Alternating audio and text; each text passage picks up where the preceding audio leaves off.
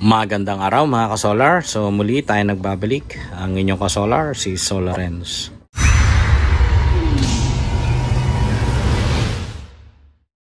So mayroon tayong inverters dito, no? At ito ay 3 piraso. Pero meron pa akong ilalagay dyan na additional. So ito 60 amperes ang MPPT niyan at 3 kilowatts yan pero 48 volts. At meron pa tayo dito 3 kilowatts pero 24 volts, 60 amperes din ang solar charge controller. So ibig sabihin ito ay hybrid off-grid na inverter at ganun din ito. Pero gaya nga nung unang nasabi ko, ipapakita natin yung parameter settings ng 24 volts na 1 kilowatt na hybrid off-grid.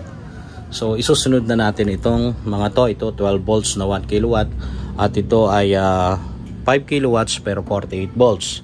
At yung dalawang na banggit ko pa.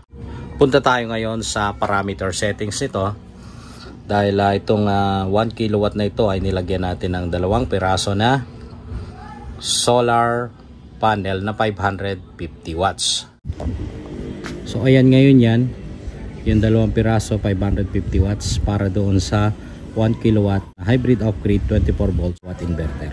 Ang mahalaga nating malaman dito ay kung paano iset itong hybrid off-grid na ito. Pero ito mga ka-solar, itong sum-down inverter na ito ay kaparehas lang ang function or parameter nung nauna kong off-grid na sum-down inverter, no? At ganun din, narito yung mga functions, ayan yung mga buttons. Ito ay button function, ito yung on and off or power switch. Arrow down, so page down din yan. At ito yung arrow up, so page up din yan. Okay. So dun sa manual, meron tayong parameters dito from A0 hanggang A9. Okay. Kung pupunta tayo sa parameter settings, ayan. Dahil ito yung sa default niyan, no, ay pipindutin lang natin itong function. Okay, sa function papakita ko muna yung parameter settings. Medyo maingay lang itong ating 5 kilowatts na sum-down dahil kasalukuyan nag-harvest. Okay, so A0, ayan yan. Kung gusto nating pumunta sa ibang parameters, ayan, page up lang, so page up lang. So A1 na yan, A2, A3, A4, A5, A6, A7, A8, A9. Okay, so bumalik na sa A0. Ngayon, itong A0 na to, ano ba ang laman nitong A0 na to? Okay. Una, ang laman yan ay yung D1 at saka D3. Yung D1, okay, yan yung AC charging. Yung AC charging na yan ay utility charging din ang tawag.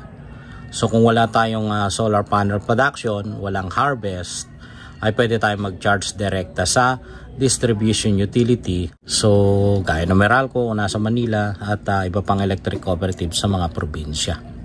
So nasa A0 tayo ngayon. Kung gusto nating pumunta doon sa D1, ayan, ipe-press lang natin na short press lang natin itong function. Ayan, so pumunta na doon sa D1. Itong A0 natin ay A0 ay isang D1 at saka D3. So yung D3, ito na yung sa battery mode, no? Battery mode yon.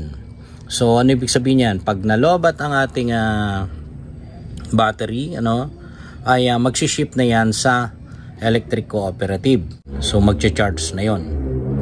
So biglang sabihin na naabot na yung level ng low voltage. Okay? Kaya pupunta yan sa D1. Okay?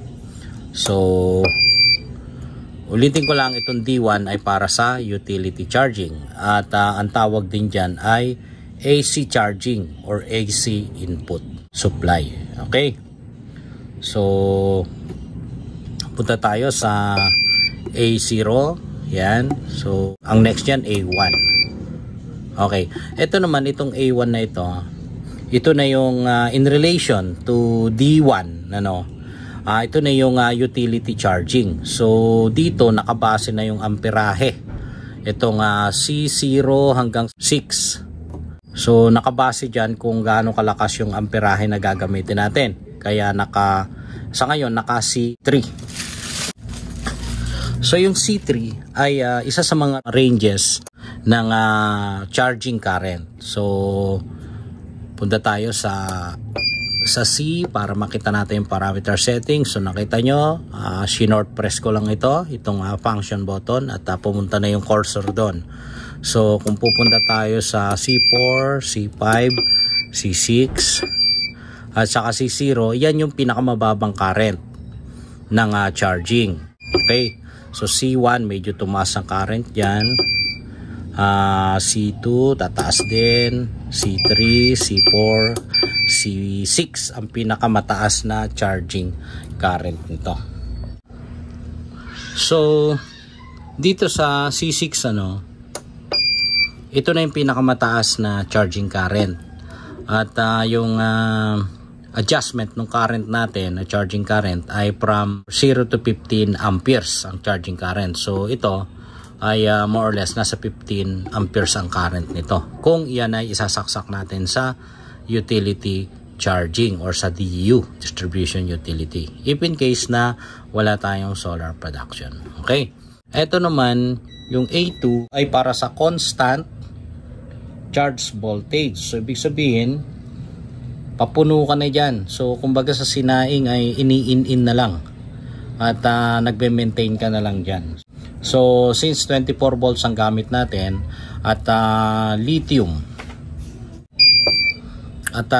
iron phosphate ay 28.4 lang yung nakalagay na set dito as default. Kung ayaw yung masyadong mainit ng battery, pwede nyong babaan yan.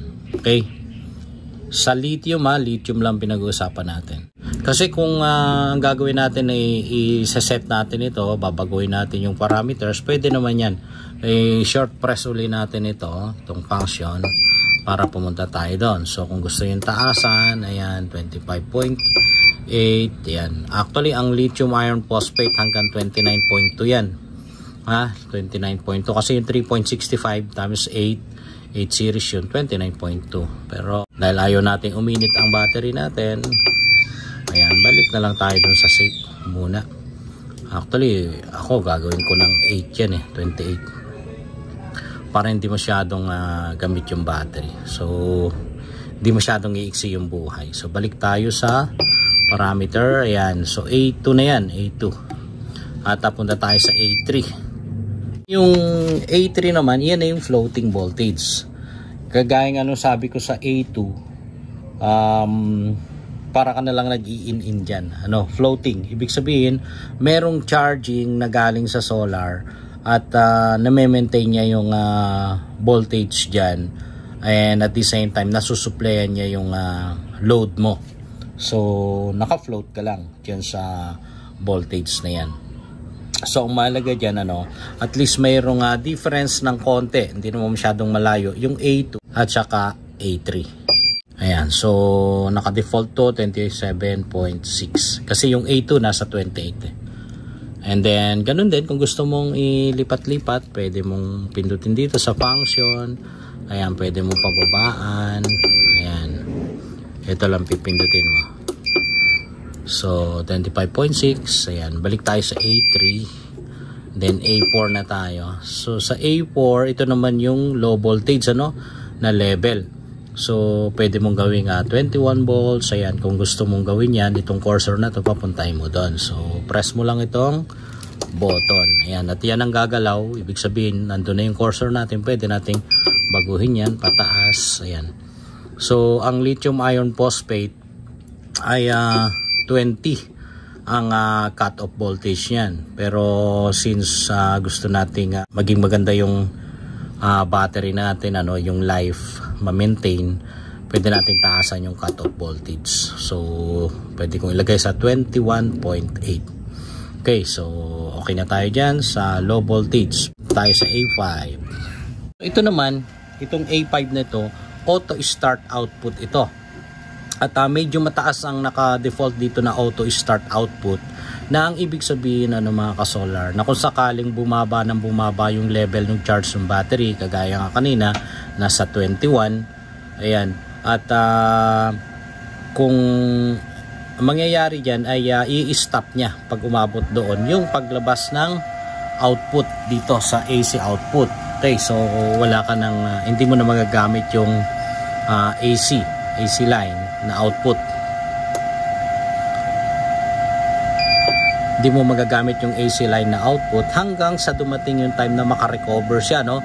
So kung umabot ng umaga na ganun pa rin yung charge niya, nasa 21 below or nasa low level, ayan ay hindi na maglalabas ng output na AC yan. At pagka medyo tumaas-taas na yung araw at habang nagre-recover to, kailangan mo na umabot ng 26.4. Pero mga ka-solar, pwede natin baguhin yan, sabi ko nga, doon sa parameter setting, para kung gusto mong at least nasa 25 volts ay pwede mo nang magamit yung output nitong AC natin. So pwede mong pababain yan gamit itong page down. So ilagay natin ng 25.6. ayan, pwede na yan, parang recovery voltage yan. Okay, so set na natin. So ito namang A6 mga ka-solar, doon sa A0 natin, di ba may D3 doon na pagka bumaba yung level ng charge ng battery, magsi-shift na sa Meralco o kaya Electric Cooperative. A6, kabaliktaran ng A7, ang magsusupply na dito ay yung Meralco. So paano yun? Ayan, nagpi-flicker lang, pero sa camera lang yan, hindi naman nagpi-flicker talaga to. So balik tayo, yung A6 na yan ay ang nakalagay kasi sa manual is main supplies the inverter. So ibig sabihin, kung Meralco ang ating distribution utility, doon tayo kukuha ng power if in case umabot na ng LBD. Kaya nga related pa rin ito doon sa D3, na kagaya din sa A7, D3 pa rin yung pinag-uusapan doon. So ibig sabihin niya, kung bumaba na yung charge ng battery at umabot sa low voltage disconnect, papasok yung distribution utility or Meralco. At kung ano man yung nakalagay na load niya sa AC output, isusupply yan ng main. And at the same time, kung medyo mataas-taas yung charging current na nilagay mo, magcha-charge din yan sa battery. So doon, ang magiging epekto lang nun ay doble gastos ka, kasi gumagamit ka galing sa charging ng distribution utility, and at the same time ay nagcha-charge ka sa battery. So ito namang A7, ang purpose lang nito na if in case umabot ng 100% yung charge ng battery, ang ibig sabihin niyan ay kagaya dun sa D3, na halimbawa nag-charge yan sa utility, sa distribution utility, at naabot yung 100%. Yan ay babalik doon sa D3 mode, kagaya naka 100% na, so babalik yan sa D3 mode, na ibig sabihin yung inverter ay paandarin na lang ng battery. Okay, so makikita nyo, wala battery lang ang nagpa-power up dyan. At yung AC input ay naka-standby lang. At papakita ko yung AC input na nakasaksak. At habang nakasaksak yan, dito wala tayong makikita na transmission line na icon indicating na may utility charging. So hindi natin makikita yon. Pero sa solar panel makikita natin yan. Ito, tataas ko muna yung solar panel. Merong icon na lalabas dyan from solar panel papunta rito sa battery. So yun, lumabas na. So yan yung sa solar panel, pero still 100%. Ngayon, since may AC input na tayo, yung AC input natin ipapakita ko, at yan naka-standby lang. So ayan, mayroong AC, pero hindi na yan nagcha-charge, hindi na nagkakaroon ng utility charging. Kasi kung merong utility charging, merong icon dito na transmission line, at yun ipapasok dito sa battery. Since 100% na nga, hindi na natin makikita yon. So nakaabang lang yan. At syempre dun sa D3 mode, dun sa A0, makikita na magpa-function yun pag nalobat na. At punta ka sa A8 So sa A8 naman, ano lang yan yung frequency. Since nasa Philippines tayo, obviously 60 Hz ang gamit natin. Okay, so meron din yan kung gusto mong maging mas mababa yung hertz or yung frequency, pwede mong ilipat. Ayan, so 60 lang tayo at balik tayo sa A8 and then last yung A9. So yung output natin makikita naman natin na 220 talaga, no? So sa A9, yan na yung voltage natin na pwede rin namang i-adjust. Ayan, ayan, 230, ayan, 240, pero pwede natin ilagay sa 230 na. Okay lang yan, in between 220 and 240. So dito sa 24 volts 1 kilowatts na ito, may important note and notice ang nakalagay dito sa manual ng Samdon na ito. So yun yung parameters na dapat na iwasan para hindi lumabas yung error na error 19, kasi lalabas yun dito. So yung error 19 ay lalabas lang kung sakaling merong mali doon sa settings. So ito yon, tingnan natin. So nakalagay dito, ayan, notice, please set voltage according to the following instructions. Yung A2 should be, ayan, A2 should be equal or more than A3. So ipapakita natin mamaya. At yung A3 should be more than A6. At yung A6 na yun na sinasabi, valid sa D3 working mode. So yung D3 na yan, ulitin ko lang, yung D3 ay battery mode yan. Na ang epekto, halimbawa malobat or pumasok sa low voltage or LVD ang battery, ay magsiship yan papunta sa Meralco para sa AC charging or utility charging. Okay, so yung A6 ngayon should be more than or equal to A5. Ayan, A5, and optional daw yan. Pero itong A5 should be more than A4. So yung A4, alam natin na low voltage yan, yung LVD. Low voltage protection yan or LVD nga. At yung A6 dito, so dito sa number 2, yung A6 should be more than A7.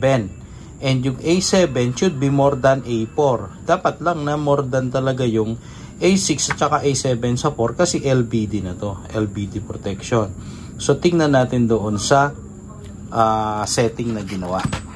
Okay, so unahin natin yung sinasabing A2 should be equal or more than A3. Equal or more than. So puntahan natin yung A2. Okay, so yung A2 natin 28 volts. 28 volts yan. At yan yung constant charge voltage. Ngayon, sabi niya mas mataas dapat or equal to A3. Tingnan natin yung A3. Okay, so 28 yung A2 at 27.6 yung A3. So tama. A2 should be more than or equal to A3. Okay, so dyan mayroon na tayong isang score dyan para maiwasan yung error 19. And then next, yung A6. And then next, itong A3 should be more than A6. Hanapin natin yung A6. Ayan, 26.4. Okay. So, yung A6 natin, 26.4. Balik tayo sa A3. Ayan. So, 27.6 mas mataas sa 26.4. Okay. So 27 so yung A3 natin 27.6 at sinasabi rito na yung A3 ay mas mataas dapat sa A6. So puntahan natin yung A6. Tandaan natin 27.6 yan. Ayun, 26.4 lang. So tama tayo doon. At ito namang A6 dapat mas mataas or ma-equal sa A5. So 25.6. So mas mataas yung A6 kaysa sa A5. 26.4 ang A6, 25.6 naman yung A5. Okay. Pero sinasabi niya na yung A4 dapat mababa sa A5. Natural kasi ito low voltage protection ito. Okay, kaya 21.8. At balik tayo sa A6 dahil nga yung sa number 2 na note niyan, yung A6 should be more than A7. So itong A6 natin dapat mas mataas sa A7. So 22 volts lang yung A7 natin. Okay? At yung A7 dapat mas mataas sa A4. So tama naman kasi yung A4 natin 21 volts yun. So balik tayo sa A4 on 21.8. So yun yung note na importante dyan para hindi lumabas yung error 19. Okay. Yung load test na gagawin natin mga ka-solar dito sa 1 kilowatt na hybrid off-grid na inverter na ito ay sa susunod na video na kasi mahaba na itong video natin. Kaya mga ka-solar, hanggang dito na lang muli ang ating video. At maraming salamat sa panonood. Usap tayo sa susunod na video. Ang inyong ka-solar, si Solarens.